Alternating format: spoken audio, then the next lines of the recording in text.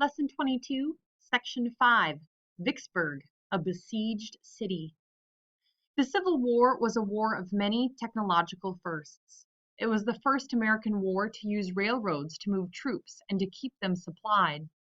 It was the first war in which telegraphs were used to communicate with distant armies, and it was the first conflict to be recorded in photographs. It was also the first to see combat between armor-plated steamships.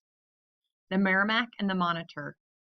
Early in the war, Union forces withdrew from the Navy Yard in Norfolk, Virginia, but they left behind a warship named the Merrimac.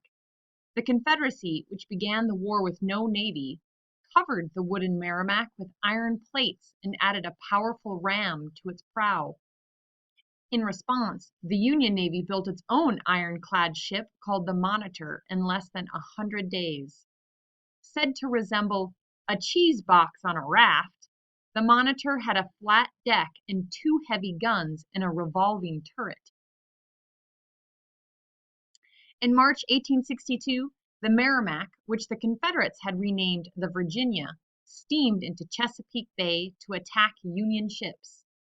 With cannonballs harmlessly bouncing off its sides, the iron monster destroyed 3 wooden ships and threatened the entire Union blockade fleet. The next morning, the Virginia was met by the Monitor, and the two ironclads exchanged shots for hours before withdrawing. Neither was harmed, but neither could claim victory. The Battle of the Merrimac and the Monitor demonstrated that ironclad ships were superior to wooden vessels, so both sides started adding ironclads to their navies. The South, however, was never able to build enough ships to end the Union blockade of southern harbors.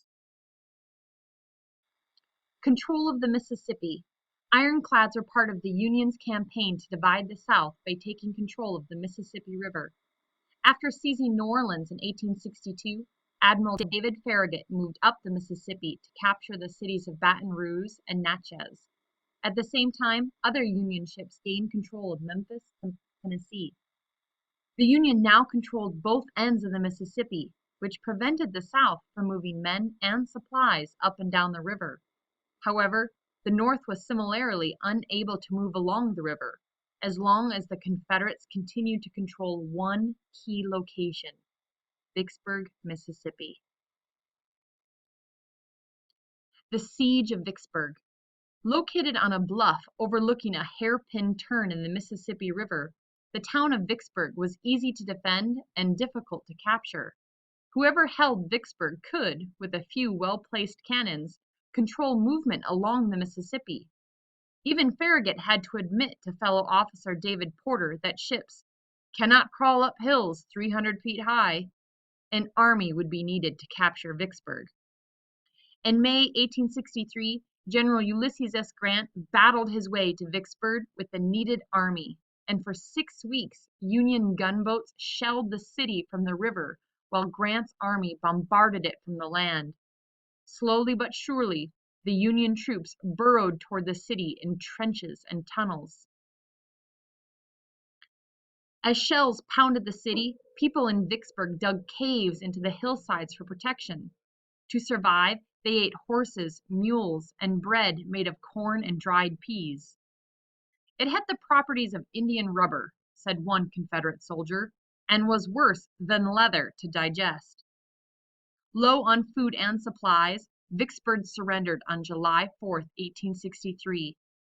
The Mississippi was now a Union waterway, and the Confederacy was divided in two.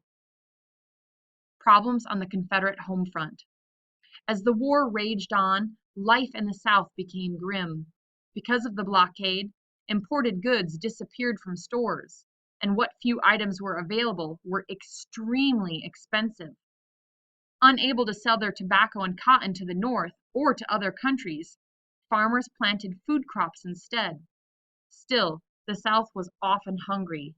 Invading Union armies destroyed crops and cut rail lines, making it difficult to transport food and supplies to southern cities and army camps.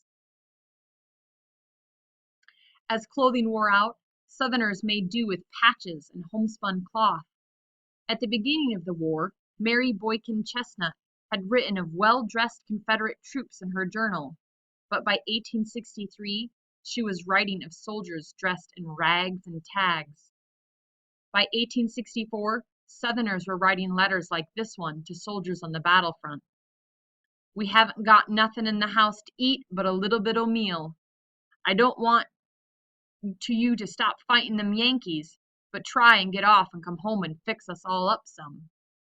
Many soldiers found it difficult to resist such pleas, even if going home meant deserting their units.